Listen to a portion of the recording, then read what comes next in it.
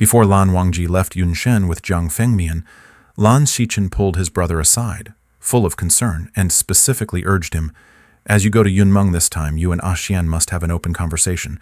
Explain any misunderstandings clearly.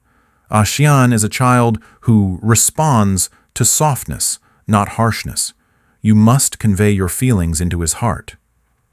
Lan Wangji nodded in agreement. However, nearly half a month passed with Gusu anticipating their return, yet there was no news of their return journey. The brief and sparse words in Lan Wangji's letter made Lan Xichen understand that the progress of the matter was not smooth. He knew that his younger brother, though usually a man of few words, would not be vague when it came to saying what needed to be said and expressing the right attitude, but when it came to Wei Wuxian, he became completely flustered, turning into a fool. To others, he still appeared to be the cold and aloof second young Master Lan, but only his elder brother could see the mess of thoughts churning inside his handsome head. When he was happy, he would act silly, and when he was not, he would become sullen, confused, dull, and headstrong. In short, he was extremely dim-witted. On the other hand, Wei Wuxian was clever and mischievous with such a labyrinthine mind that he could even get himself tangled up. His younger brother, who had always been straightforward from a young age and grew up in the strict and regulated environment of the Gusu Lan clan, was in no way equipped to navigate the twists and turns of such a complex situation. Lan Xichen let out a long sigh and personally made a trip to Lotus Pier. A disciple guarding the gate was basking in the warm, sunny breeze and had just dozed off for a moment. When he woke up, there was no time to wipe the drool from the corner of his mouth before seeing Lan Xichen standing gracefully in white before the gate. In his drowsiness, the disciple almost blurted out a greeting to him as Second Young Master Lan. Yet, he found that the visitor smiled at him with the warmth of spring, which completely threw him off. He remembered that their own brother-in-law did not have such a demeanor. After the visitor introduced himself, the disciple suddenly recalled the famous name of the twin Jades of the Lan clan and hurriedly went to report. The young disciple ran off so fast that he disappeared from sight, leaving Lan Xichen standing awkwardly at the gate of Lotus Pier, unsure whether to stand or to sit. Just as he was hesitating, he suddenly heard the sound of a zither coming from within the courtyard. The melody was gentle and reserved, filled with a faint scent of lotus leaves. Lan Xichen naturally recognized the tune as the work of Lan Wangji and, unable to help himself, followed the sound of the zither, stepping into a small courtyard built by the water. Lan Wangji sat under the veranda, his jade-like fingers gracefully playing the zither. His gaze seemed attached, fleeting over to the opposite eaves of the corridor, where a figure in black lounged lazily in the sunlight. The man had his arms behind his head, eyes half closed in a half-sleep, enjoying the breeze. Lan Xichen stood quietly in place, patiently waiting for the piece to finish. Lan Wangji lingered his gaze on the eaves for a moment, then rose with his zither and was about to leave. "Elder brother?" Lan Xichen pulled him aside and smiled. "Wangji, have you already reconciled with Xian?" Lan Wangji's eyes lowered. Not yet. The harmonious and affectionate scene that Lan Xichen had imagined while listening to the melody shattered instantly. He asked doubtfully, "Then, just now you—" Lan Wangji pursed his lips, his fingers resting on the zither slightly curling in.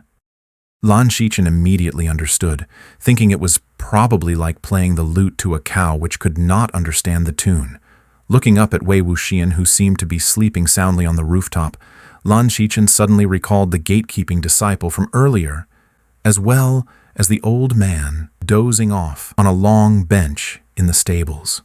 He thought to himself that his well-intentioned younger brother's tune might have been used as a lullaby for everyone in Lotus Pier to take a midday nap. Seeing Lan Wangji's puzzled and innocent expression, he couldn't help but find it both adorable and pitiful. All the complaints he had prepared ended up being swallowed back down. He asked directly, "Have you talked to Xian? Have you clearly expressed your feelings?" "He refuses to listen to me." Lan Wangji shook his head. Lan Xichen grew a bit anxious. In all these days you haven't found a single suitable moment? Even if you corner him, hold him in place. Can't you still speak to him? Lan Wangji replied, he would flee.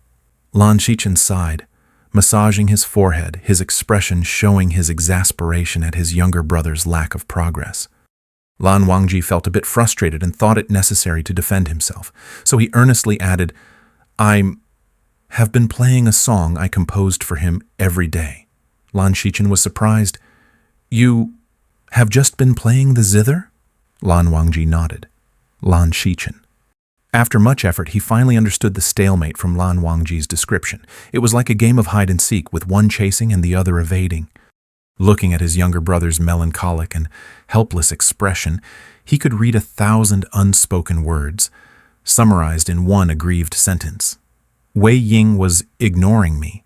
It didn't take long for the news of Lan Xichen's arrival to spread throughout Lotus Pier. To everyone's surprise, the twin jades of the Lan clan were both here. The little ones who were lazily enjoying their afternoon break eagerly crowded into the yard of the sword testing hall, each wanting to catch a glimpse of the renowned pair. In the sword testing hall, Jiang Fengmian sat at the head seat. On his left there were the Lan brothers, Lan Xichen and Lan Wangji, like the reflection of the moon in clear spring waters, two contrasting yet equally magnificent figures, one hanging in the sky, radiating a gentle warmth, the other immersed in cold waters, exuding a serene chill. On the right, the Jiang siblings, Jiang Cheng and Jiang Yanli, couldn't quite match up. Jiang Cheng sat with his back ramrod straight, trying to compensate for the discrepancy in presence, while inwardly cursing Wei Wuxian for keeping the family and the esteemed guests waiting. Jiang Yanli, like the juniors squatting under the eaves, curiously observed Lan Xichen. In a short while, the quick-tongued young ones had already surmised that Lan Xichen had personally come to fetch Wei Wuxian. They thought their brother-in-law, as graceful as an immortal descending to the mortal world, was indeed elegant and courteous, but perhaps too much. All day long, he never made a sound, and with his deliberate manners and longing gaze, it was unclear when he would finally win his wife back. However, the older brother of the twin jades seemed more adept at handling matters. After exchanging a few pleasantries with Zhang Fengmian, he quickly got to the point, requesting Wei Wuxian to come out and clarify things face to face.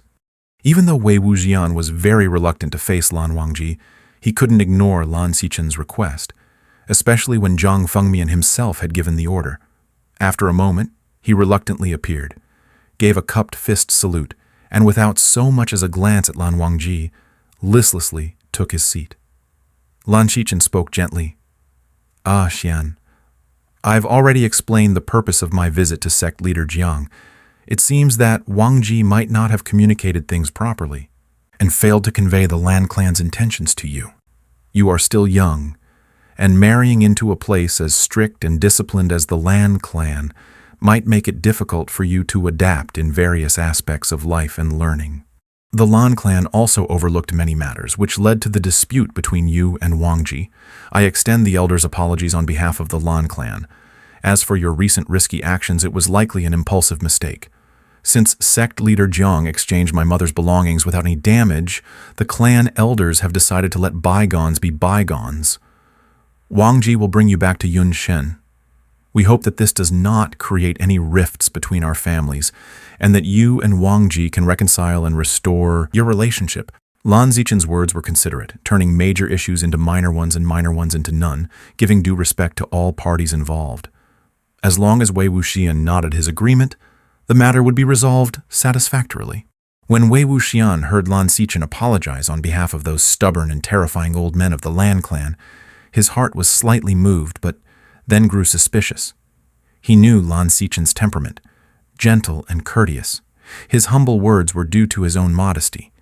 But as for how sincere those old men were in their apology, and whether this incident would make them despise him even more, it was hard to say. After a moment of silence, Wei Wuxian straightened up and said seriously, Zhe Wujun, perhaps I did not communicate Jiang clan's intentions appropriately to the Lan clan, as Uncle Jiang surely conveyed to you. My only wish is to divorce Lan Zhan. In order to save both parties' time and avoid unnecessary entanglements, I declare that I still stand by this wish." Upon hearing this, Zhang Fengmian, Jiang Cheng, and Zhang Yanli all simultaneously looked at Wei Wuxian. For a moment, no one spoke. Zhang Fengmian silently let out a long sigh. Jiang Cheng indifferently took a sip of tea, and Zhang Yanli seemed unable to believe it. Her eyes filled with worry, as if she wanted to say something but was stopped by a glance from Wei Wuxian.